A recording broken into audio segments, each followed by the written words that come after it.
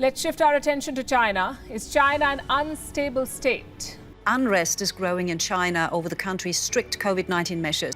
In China, a blank piece of paper says more than words ever could.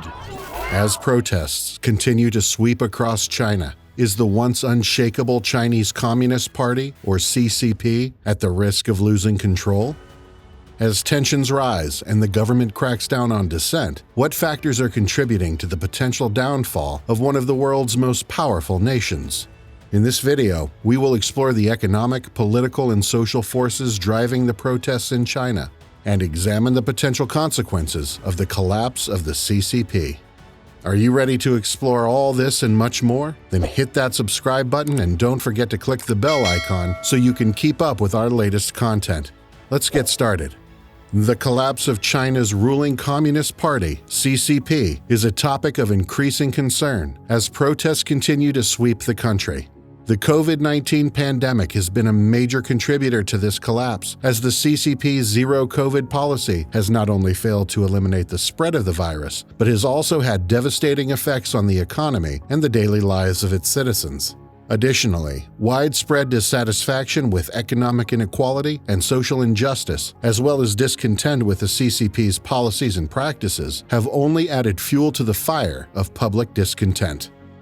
The CCP's fear of losing control is palpable, as it struggles to quell the growing tide of protests and maintain its grip on power. The youth of China are increasingly critical of the country's strict zero-COVID policy and are even calling for the resignation of President Xi Jinping. This level of dissent from young Chinese citizens has not been seen since the pro-democracy protests of 1989, which were brutally suppressed by the pro-Communist Party government. The participation of young people in these protests represents a new and significant threat to Xi's administration, which has eliminated political rivals and silenced any voices that challenge its authority. After 3 years of mass COVID testing and lockdowns, the patience of 1 billion people in China has reached its limit.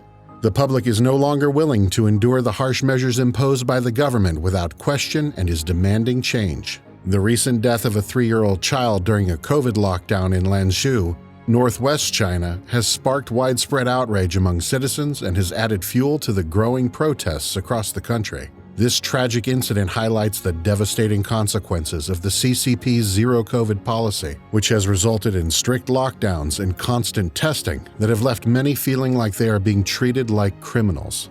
Citizens are outraged by the loss of life and are demanding justice and accountability from the government. As protests swept across China, one unidentified protester at a demonstration in Beijing claimed that the atmosphere promoted discussions on taboo subjects, like the 1989 Tiananmen Square massacre, where the Communist Party ordered troops to shoot pro-democracy student protesters. Meanwhile, others at the protest were calling for an official apology for the fatalities caused by a fire in Urumqi, Xinjiang. The demonstration also provided a platform for a native Xinjiang resident of the Uyghur ethnic group to speak out about his experiences with prejudice and police violence. The protests that have erupted in 13 different cities across China are a clear indication of the growing public discontent and the CCP's fear of losing control. The calls for President Xi Jinping to step down are becoming louder and more frequent as people demand change and a new leadership that will prioritize the welfare of the people over their own political agenda. The simultaneous protests in major cities across the country, including Shanghai, Guangzhou, Wuhan, Nanjing, Langzhou, Urumqi, Chengdu, and the nation's capital of Beijing, must be particularly concerning for President Xi. While the 1989 protests saw a large number of participants and cities involved, this current wave of demonstrations has a much wider geographical reach, making it a significant threat to his administration's grip on power. On Saturday evening, hundreds of protesters gathered in Shanghai, a city that had suffered greatly during a strict lockdown early in the year, where residents struggled to access essentials and medical supplies and were even forcibly quarantined. Some of the protesters carried candles, flowers, and signs in memory of the victims of the fire in Urumqi, Xinjiang. Another group of demonstrators, who prefer to remain anonymous, were more vocal, shouting slogans and singing the national anthem. Videos from the demonstration clearly showed slogans like "Xi Jinping, resign now, CCP, step aside."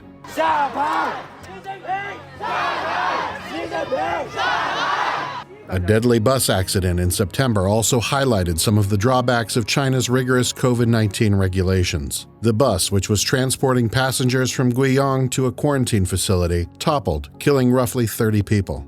The trip was planned in the middle of the night, raising concerns about the government's intentions. Was this done clandestinely in order to limit the number of patients in the capital town?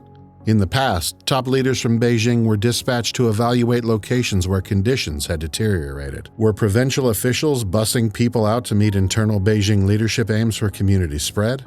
The incident occurred before the 20th Party Congress, and the absence of official explanations has raised questions. These heinous occurrences may not have directly influenced Beijing's decision-making, but when paired with apathy and a lack of openness, they have contributed to the gradual growth of opposition to the COVID-19 fighting strategy. As these issues persist, it is evident that the Chinese people have had enough and are demanding answers and accountability. Despite a tight zero-COVID policy, infection rates in China have reached all-time highs. The restrictions will be gradually relaxed, although officials in Urumqi deny that they have prevented anyone from fleeing the Thursday fire. Since the beginning of August, restrictions have been in place throughout the city, which serves as the regional seat of Western Xinjiang. Anger has replaced the sense of fear for some people. Demonstrators have congregated in enormous congested gatherings in previous marches, with some resolutely ripping off their masks as they demand an end to limitations and freedom. Thousands marched through the streets yelling cries like "Freedom" and "Release our family." In reaction to the demonstrators' actions, police fired tear gas and water cannons to violently disperse them. The use of such force by the government is an indication of the increasing level of concern over the growing public discontent and the potential for it to spiral out of control. Chinese people are losing trust in their government for a variety of reasons, not just the zero-COVID policy. One major factor is the real estate crisis that has hit the country in recent years. As a result of the existence of numerous unfinished property developments, Chinese citizens took to the streets and began protesting against property developers in over 100 cities across China, and Chinese individuals began to lose faith in their own country. Another factor contributing to the loss of trust in the government is the banking crisis. As economic growth slows, many Chinese banks are struggling to manage their bad loans, leading to concerns about the stability of the financial system. This has led to a lack of confidence in the government's ability to manage the economy and has further eroded trust in the government. In addition, the increased censorship and restriction on freedom of speech in China have also led to a loss of trust in the government. Citizens are getting more and more frustrated with the government's increasing control over the media and the internet, and are feeling their rights and freedoms are being curtailed. Furthermore, China's relationship with the international community is also at its most difficult stage under Xi's tenure. The U.S.-China relations have reached a new low, and other countries are also criticizing China's handling of the COVID-19 pandemic, human rights, and other issues. This has led to increasing isolation and sanctions on China from the international community. The anti-Xi protests are the most serious challenge to his authority since he took power in China 10 years ago. At the heart of the problem is the dictatorship's promotion of authoritarianism as a superior form of administration. Although the zero-COVID regulation was intended to protect public health, local officials with no authority applied it arbitrarily harshly. Xi is faced with two unpalatable options: ease the policy and risk damage to his political standing, as well as an uncontrolled COVID-19 breakout, or stiffen up and risk arousing further opposition. Although it is unlikely the CCP will be ousted anytime soon as a result of these protests, they remind everyone that dictatorships like Xi's still suffer from a weakness known as regime instability in great power competition. In reality, China today spends twice as much on its military as it does on internal security compared to the United States. These competitions have frequently resulted in the fall of the dictatorial competitor. The US-China conflict may do the same. What do you believe is the answer to China's terrible conditions?